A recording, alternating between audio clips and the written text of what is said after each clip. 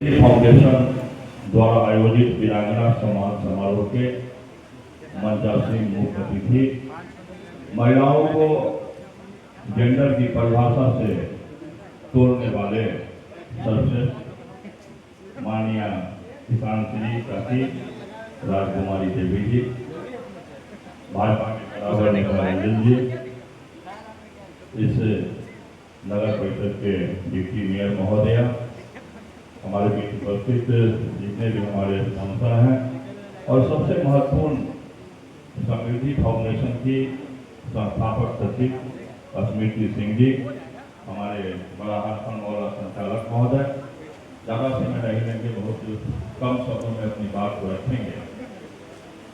पूरे विश्व के अंदर में चीन की सभ्यता कौशल के लिए जानी जाती है, रोम की सभ्यता सुंदरता के लिए जानी जाती है, अरब की सभ्यता संपदा के लिए जानी जाती है, तुर्क की सभ्यता बहादुरी के लिए जानी जाती है।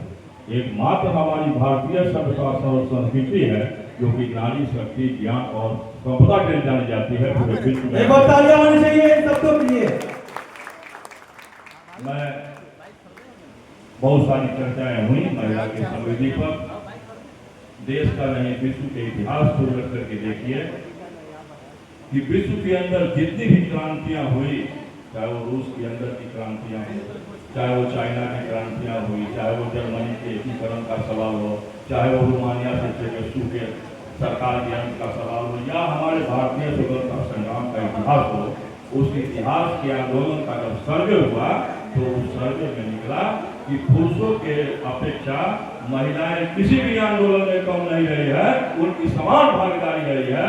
और वैसे परिस्थिति में, बदलती परिस्थिति में भारत के अंदर में अगर स्मृति सिंह ने 51 वीरांगना को सम्मानित किया है तो हम समझते हैं कि कहीं न कहीं से महिला जागृति की कड़ी में एक नए सूर्योदय का निर्माण करने का काम किया है।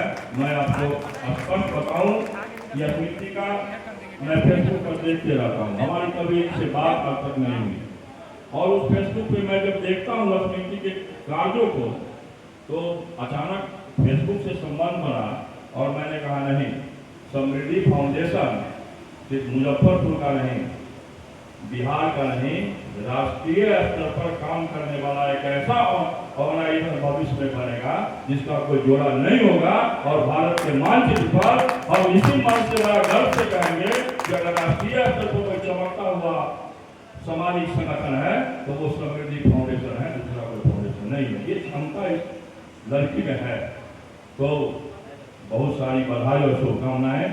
जितने भी आप तमाम लोग यहाँ पे आए हैं, मुख्य रूप से जो हमारी नारी शक्तियाँ हैं, ये सम्मान, वीरांगना का सम्मान जो है वो सम्मान इसलिए है कि आज आप महिलाओं को पुरुष की तुलना में खड़ा कीजिए, सामने लाइए। और ये बातें मैं थोड़ा स्पष्टवादी हूँ, स्पष्ट बोलता हूँ कि अपने घर से इसको शुरू कीजिए। जब आप अपने घर से नहीं शुरू करेंगे महिलाओं को आगे बढ़ाना तो सिर्फ भाषण से क्या होता है। और मैं आपको बताऊं कि मैं जब आपके सामने में खड़ा होकर बोल रहा हूं तो मैं आपको बताऊं कि हमारे घर में, हमारे घर से लेकर के और हमारे रिश्तेदार की कोई महिलाएं बैठी हुई नहीं है, सब काम में लगी हुई है। तो उसी तरह आपको अपने परिवार को बनाना है।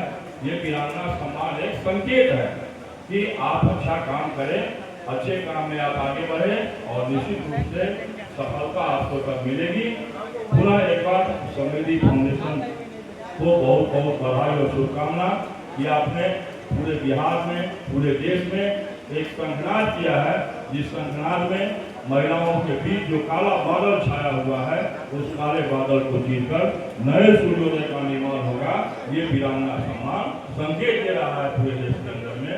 और आज समृद्धि फाउंडेशन आप देख रहे हैं कि यहाँ पे पूरे राज्य के लोग आए हुए हैं।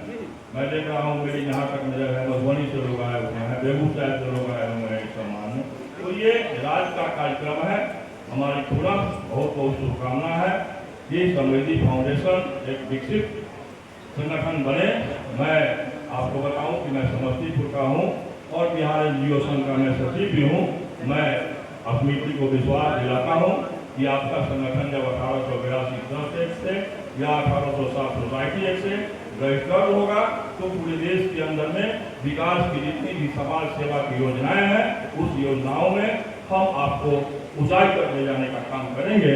ये आपको हम विश्वास दिलाते हैं, आपके संगठन को विश्वास दिलाते हैं, क्योंकि आपकी प्रतिभा को मैंने देखा है। चलिए, सम्मान का भी समय है, ज़्यादा न करते हुए अपनी वाणी को विराम देंगे। जो मैं हर जगह बोलता हूँ कि सिर्फ हंगामा खड़ा करना मेरा मकसद नहीं, मेरी मकसद हो कि सूरत बदलनी चाहिए, हो गई हो पीर पर्वत सी पिघलनी चाहिए, इस हिमालय से कोई गंगा निकलनी चाहिए। आग मेरे सीने में न सही, तेरे सीने में ही सही, हो कहीं भी आग, लेकिन आग जलनी चाहिए। इसी के साथ तमाम नारी शक्ति को प्रणाम करते हैं और आग्रह करते हैं कि अगर बनना है समाज में जेंडर को तोड़ के, तो किसान चाची के तरफ बनिए कि जो ही किसान का नाम होता था, लोग कहते थे नहीं किसान कोई पुरुष ही होगा।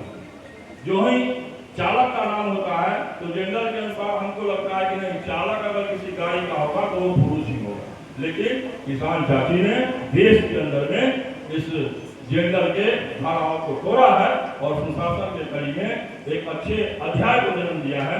उस तरह बनने की आवश्यकता है।